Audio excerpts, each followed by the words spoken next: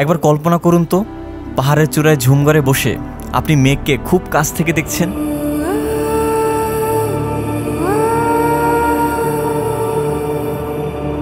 বলছি এমন একটি জায়গার কথা যেখানে আকাশ, মেঘ, নদী আর পাহাড় একসাথে তৈরি করে এক অনন্ত ক্যানভাস, যার নাম বান্দরবন।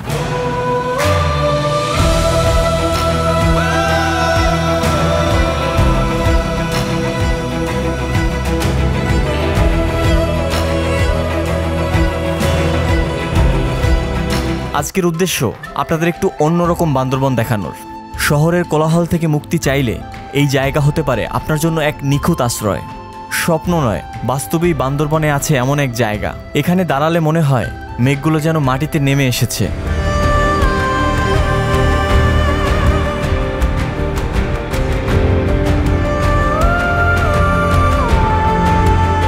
আজকের এই ভিডিওটি দেখলে জানতে পারবেন মারান্তাং পাহাড়ের পাশেই সমুদ্রপৃষ্ঠ থেকে প্রায় 1200 ফুট উচ্চতায় অবস্থিত বান্দরবনের এই লুকোনো স্বর্গধারায় কিভাবে আসবেন, কত টাকা খরচ হবে, থাকবে তার সম্পূর্ণ বিস্তারিত। তাই আপনার কাছে অনুরোধ রইল পুরো ভিডিওটি মনোযোগ সহকারে দেখার। চলুন আর দেরি না করি, হারিয়ে যাই আপনাকে নিয়ে মনু সৌন্দর্যের আরও গভীরে, যেখানে প্রকৃতি প্রতিদিন সকালকে সাজায় ভালোবাসার এক অনন্ত ক্যানভাসে।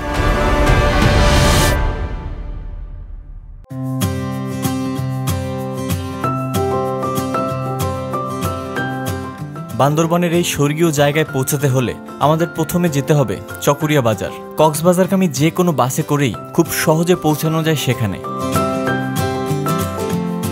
আমাদের আজকের যাত্রাটি শুরু হচ্ছে ঢাকার ফকিরাপুল থেকে। এই যাত্রায় আমরা যাচ্ছি হানিফ পরিবহনের একটি নন এসি বাসে করে। জনপ্রতি ভাড়া পড়েছে 1100 টাকা। আল্লাহর নাম নিয়ে রাত 11টায় আমরা রওনা হলাম। জেনে রাখা ভালো, ঢাকা থেকে চকরিয়ার দূরত্ব প্রায় 340 কিলোমিটার। যাত্রাপথে মোবাইল ফোন সহ প্রয়োজনীয় জিনিসপত্র সবসময় সাবধানে রাখুন। জানালার পাশে বসে মোবাইল ফোন ব্যবহার থেকে বিরত থাকুন। আর কখনোই অপরিচিত দেয়া কারো খাবার গ্রহণ করবেন না।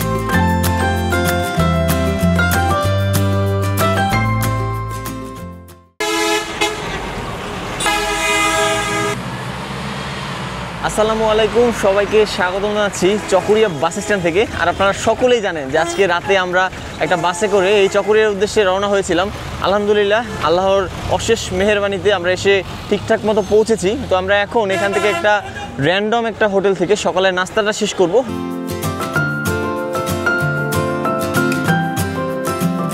চকরিয়ায় খুব একটা ভালো খাবারের হোটেল নেই, তাই সাদামাটা একটি হোটেল থেকে সকালের নাস্তা সারলাম।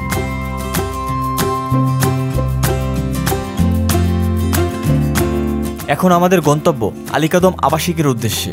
চকরিয়া বাজার থেকে আলীকদম আবাসিক যাওয়ার দুটি মাধ্যম রয়েছে, একটি চাঁদের গাড়ি, অন্যটি বাস।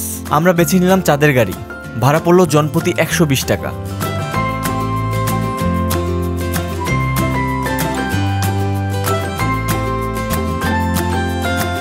যাবার পথে দেখা মিলবে পাহাড়ি আঁকাবাঁকা রাস্তা, যেখানে প্রতিটি বাঁকেই লুকিয়ে আছে নতুন নতুন চমক। রাস্তার এই অপার্থিব সৌন্দর্য দেখে মনে হয় আল্লাহর সৃষ্টি সত্যিই অফুরন্ত। আলীকদম যাবার পথে বেশ কয়েকটি আর্মি চেকপোস্ট পড়বে, তাই প্রয়োজনীয় কাগজপত্র, এনআইডি কার্ড অবশ্যই সাথে রাখবেন।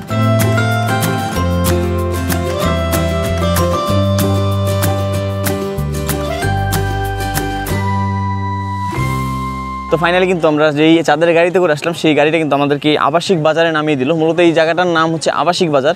আবাসিক বাজার পৌঁছানোর পর আমাদের আজকের গন্তব্য মেঘচূড়া হিল রিট্রিট। এই বাজার থেকে মোটর বাইকে করে খুব সহজে পৌঁছানো যায় সেখানে। তবে আমরা সাহস করে পায়ে হাঁটার পথ বেছে নিলাম, কারণ পাহাড়ি আঁকাবাঁকা রাস্তাগুলো আমরা উপভোগ করব।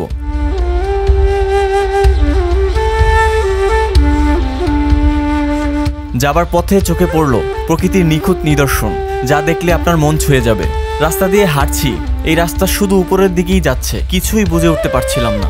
এই রাস্তা সমতল মানুষদের জন্য ট্রেকিং করাটা বেশ কষ্টের। কিছু দূর পৌঁছানোর পর আমরা ব্যর্থ হলাম। অপেক্ষা করছিলাম খালি কোনো বাইক আসে কিনা। বেশ কিছুক্ষণ অপেক্ষা করার পরে একটি বাইকের দেখা মিলল। আপনাদের জন্য আমার সাজেশন থাকবে, আপনারা আমাদের মতো এই ভুলটি করবেন না। আবাসিক বাজার থেকে সোজা বাইকে করে চলে আসবেন। এবার আমাদের যাত্রা এগিয়ে চলল পঙ্খিরাজের মতো ডানা মেলে। মনে হলো প্রকৃতির সমস্ত শান্তি লুকিয়ে আছে এই পাহাড়ের বুকে। সো ফাইনালি কিন্তু আমরা চলে আসলাম একদম মেঘচূড়া রিসোর্টের খুব দ্বার প্রান্তে। আর এখানে কিন্তু আমরা যে বাইকটাতে করে আসলাম সেই বাইকটা কিন্তু এখানে নামিয়ে দিয়েছে, এরপরে কিন্তু আর বাইক যায় না।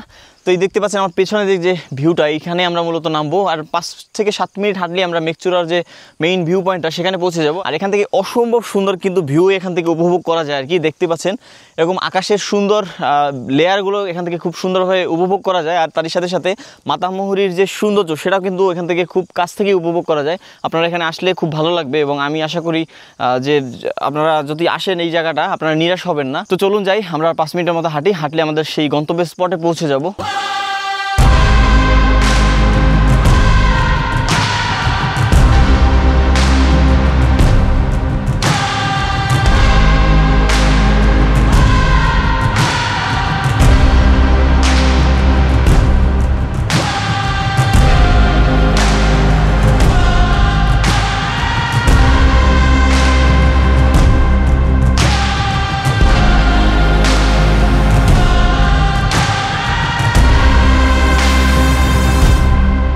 আলহামদুলিল্লাহ ফাইনালি ট্রেকিং করার পরে আমরা পৌঁছে গেলাম মেঘচূড়া হিল রিসোর্টে। পিছনে দেখতে পাচ্ছেন এখানে পট হাউস, আর একটা পট হাউস আমরা ছেড়ে আসি, মূলত এগুলো ঝুমঘর বলে অনেকে। আর দেখেন এখান থেকে এরকম অসম্ভব সুন্দর একটা ভিউ আপনারা উপভোগ করতে পারবেন। আমাদের রুমটা মূলত এটা, আমরা এখানে যাব। আর আপনি বিশ্বাস করেন খুব সুন্দরভাবে আপনারা এই বান্দরবানটাকে উপভোগ করতে পারবেন। তো যাই হোক আমরা এখন এখান থেকে নিচে নামবো, একদম আমাদের রুমে গিয়ে আপনাদেরকে রুমটা দেখাই। এখানকার মেইন যে ভিউগুলো, মেইন যে মেঘের খেলাগুলো সেগুলো কিন্তু আপনাদের সাথে শেয়ার করবো এবং আপনাদেরকে দেখাবো। তো চলুন যাই, কোথাও যাবেন না, পুরো ভিডিওটি দেখেন, তাহলে কিন্তু এই বান্দরবানের যে মেঘচূড়ার যে সৌন্দর্য সেটা আপনারা খুব ভালোভাবেই উপভোগ করতে পারবেন।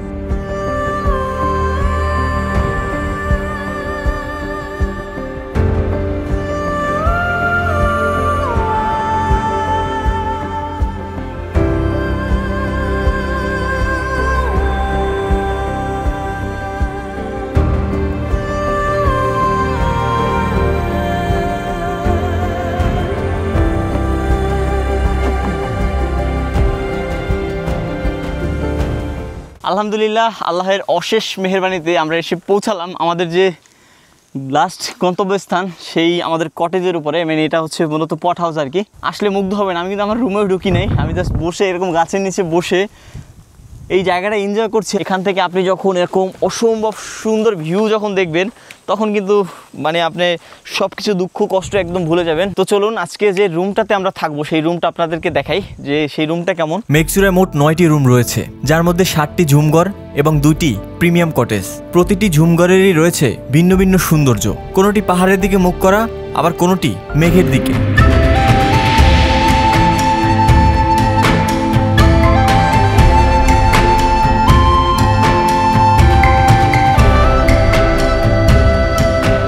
এই ঝুমঘরে একসাথে 5 থেকে 8 জন আরামে থাকতে পারবেন।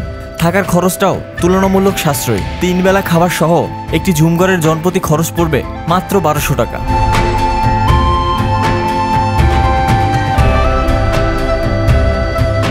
তবে শর্ত হলো ন্যূনতম 5 জন থাকতে হবে। যদি আপনারা 2 জন থাকতে চান সেক্ষেত্রে জনপ্রতি 1500 টাকা পড়বে খাবার সহ। আর যারা একটু বাড়তি আরামে থাকতে চান তাদের জন্য আছে প্রিমিয়াম কটেজ। এই প্রিমিয়াম কটেজে 3 বেলা খাবার সহ জনপ্রতি 1500 টাকা পড়বে। তবে শর্ত একটাই, 4 জন থাকতে হবে।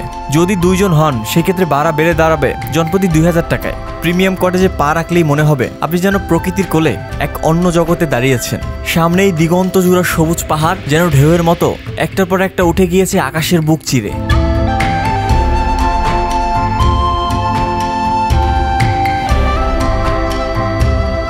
দিনের বেলা এই পাহাড়গুলো রোদে ঝলমল করে, আকাশটা নীল ক্যানভাস হয়ে ছড়িয়ে দেয় অফুরন্ত শান্তি। আর বিকেলের সোনালি আলো যখন পাহাড়ের গায়ে পড়ে মনে হয় পুরো বান্দরবন রঙিন রূপকথার দেশে ঢেকে গেছে। কিন্তু এখানের আসল জাদু শুরু হয় সকালবেলা। কাল সকালে সেই স্বপ্নময় মুহূর্ত আমি আপনাদের দেখাবো। তো যাই হোক এখন অনেক কষ্ট করে আসলাম, ট্রেকিং করে এখন ফ্রেশ হতে হবে। একটি বিষয় বলে দেওয়া ভালো, এখানে রাজার হালে থাকার স্বপ্ন নিয়ে আসলে আপনি হতাশ হবেন, কারণ কোনো রুমেই নেই অ্যাটাচ ওয়াশরুম এবং গোসলখানা আলাদা জায়গায়, রুম থেকে কিছুটা দূরে। এখানে গোসলের ব্যবহারের পানি আসে পাহাড় থেকে নেমে আসা প্রকৃতির ঝর্ণা থেকে, যা একদিকে কষ্টের হলেও অন্যদিকে দেবে প্রকৃতির সঙ্গে অন্যরকমের এক অভিজ্ঞতা। এবার আপনাদের মনে প্রশ্ন, এখানে বিদ্যুৎ ব্যবস্থা আছে কি? উত্তরে আমি বলবো এটি দুর্গম পাহাড়ি এলাকা হয় এখনো বিদ্যুতের ব্যবস্থা হয়নি। রাতে মাত্র 3 ঘন্টা জেনারেটর চালু করা হয়, সেই সময় প্রয়োজনীয় ডিভাইস চার্জ দিয়ে নেয়। তাই যারা মনে করছেন এখানে এসে বিলাসিতা উপভোগ করবেন তাদের জন্য এই জায়গাটা নয়, এটা কেবল তাদেরই জন্য যারা সত্যিকার অর্থে প্রকৃতিপ্রেমী, যারা শহরের কোলাহল থেকে মুক্তি চান, একেবারে নেটওয়ার্কের বাইরে থাকতে চান। জায়গাটি তাদেরই জন্য। এখানে শুধু এয়ারটেলের নেটওয়ার্ক ভালো মতো পাওয়া যায়, অন্য কোনো অপারেটরের নেটওয়ার্ক এখানে নেই। তো আমরা কিন্তু একদম ফ্রেশ হয়ে চাঙ্গা হয়ে এখন যাচ্ছি হচ্ছে দুপুরের মধ্যভোজনের জন্য। এখন দুপুরের খাবারের জন্য মূলত আমাদেরকে আমি এখন যে জায়গাটাতে আছি এটা হচ্ছে মূলত এই রিসোর্টের ঠিক মিডল স্টেশন।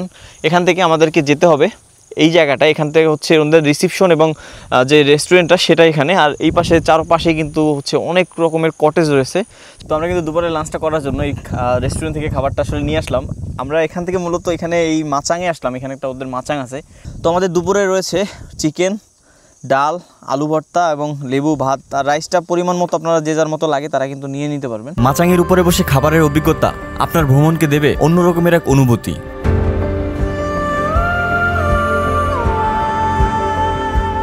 দুপুরের খাবার শেষ করে কিছুটা বিশ্রাম নিয়ে এরপর আমরা বেরিয়ে পড়ি পুরো মেঘচূড়কে ঘুরে দেখার জন্য। হাঁটতে হাঁটতে চলে গেলাম পাশের পাহাড়ে। চোখে পড়লো পাহাড়ি কিছু নারী জুমের পাকা দান তুলছে। তাদের মুখের সরল হাসি আর নির্মল চোখের দৃষ্টি দেখে মনে হলো তারা যেন প্রকৃতির মতোই স্বচ্ছ, একেবারে নিখাত নির্ভেজাল।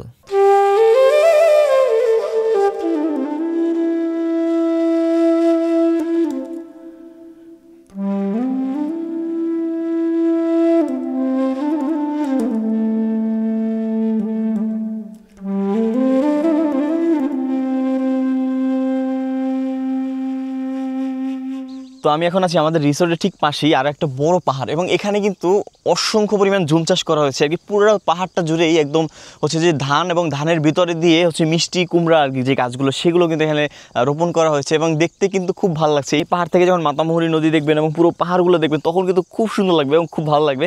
আশা করি এখানে আসলে আপনারা নিরাশ হবেন না, খুব ভালো লাগবে, এবং এখান থেকে যে সুন্দর একটা ইনফিনিটি ভিউ পাওয়া যায় সেটা কিন্তু আপনারা মিস করবেন না। বিকেলের আকাশটা ধীরে ধীরে রং বদলাতে লাগলো।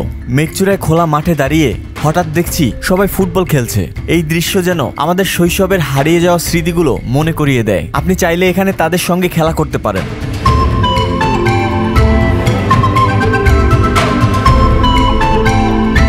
তো আমি এই পুরো রিসোর্টটা ঘোরা শেষ করে এখন চলে যাচ্ছি আমাদের রুমে। সেই রুম থেকে এখন একটু বিশ্রাম নিব, তারপরে কিন্তু আবার রাতে হবে বারবিকিউ। আপনারা যারা আসবেন এখানে কিন্তু বারবিকিউ এনজয় করতে পারবেন, সেগুলো আপনাদেরকে দেখাবো।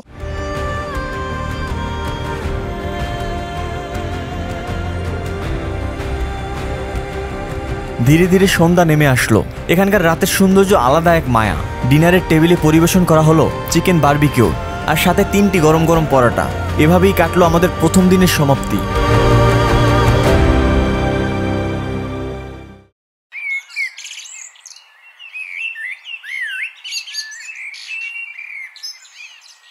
আসসালামু আলাইকুম, শুভ সকাল সবাইকে। স্বাগত জানাচ্ছি মেঘচূড়া রিসোর্ট থেকে আজকের দ্বিতীয় দিনে।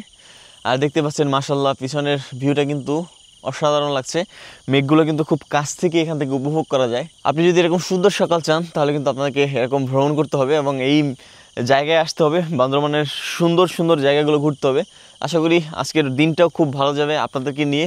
চলুন আমরা এই জায়গাটাকে আরও একটু সুন্দরভাবে উপভোগ করতে থাকি। দ্বিতীয় দিনের সকালটা ছিল একেবারেই অন্যরকম।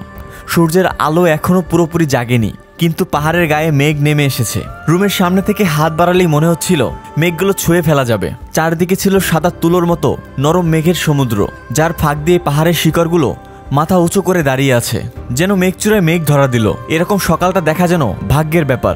এ যেন প্রকৃতির তৈরি এক অদ্ভুত জাদু, যেখানে সময় থমকে দাঁড়ায় আর আপনি হারিয়ে যাবেন প্রকৃতির আঁকা মেঘের সাদা ক্যানভাসের ভেতরে।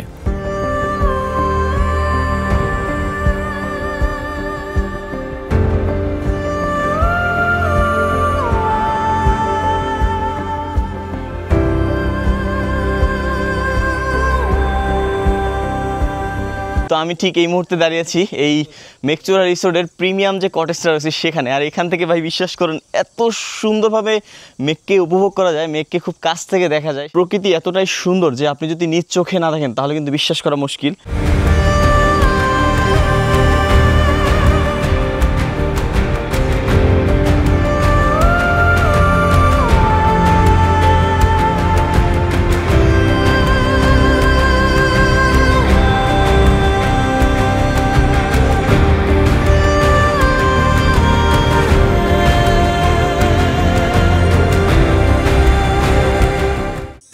ফাইনালি কিন্তু আমরা চলে আসছি সকালে নাস্তা করার জন্য।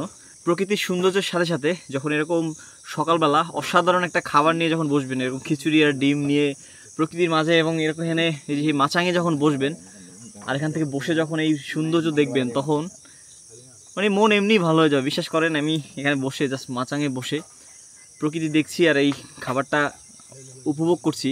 এটা অন্য রকমের একটা ফিল দেয়, মানে আলাদা রকমের একটা রিফ্রেশমেন্ট দেয়। যাই হোক, আমরা এখন খাবারটা খাবো। খাবারটা খেয়ে তারপরে হয়তো বা এখানকার আশপাশটা আবার একটু দেখবো টুকিটাকি, তারপরে আবার চলে যাব অন্য এক গন্তব্যের পথে আপনাদেরকে সাথে নিয়ে। প্রকৃতির কোলে পাহাড়ের বুক চিরে মেঘের সমুদ্রের মাঝখানে বসে এই খাবারের স্বাদ হয়ে গেল একেবারে অন্য রকমের। প্রতিটি লোকমাই ছিল প্রশান্তির ছোঁয়া। পাহাড়ি বাতাস আর সকালের স্নিগ্ধতা মিশে গেল সেই গরম খিচুড়ির ধোঁয়ার সঙ্গে। চোখের সামনে পাহাড়ের সারি সারি, মুখে খিচুড়ির স্বাদ, সব মিলে তৈরি হলো এক নিখুঁত সকাল। সত্যি বলতে এটা শুধু নাস্তা নয়, এটা ছিল প্রকৃতির সঙ্গে এক গভীর মিলন, যা চিরদিন স্মৃতিতে রয়ে যাবে।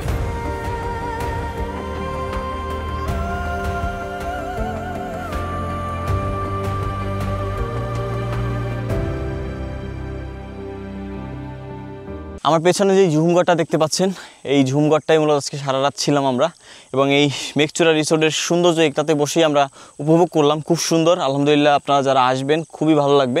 তো আজকের ভিডিওটা এখানেই শেষ করছি। দেখা হবে নতুন কোনো পর্বে, নতুন কোনো জায়গায়।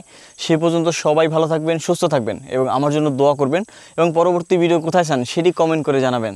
আল্লাহ হাফেজ, আসসালামু আলাইকুম।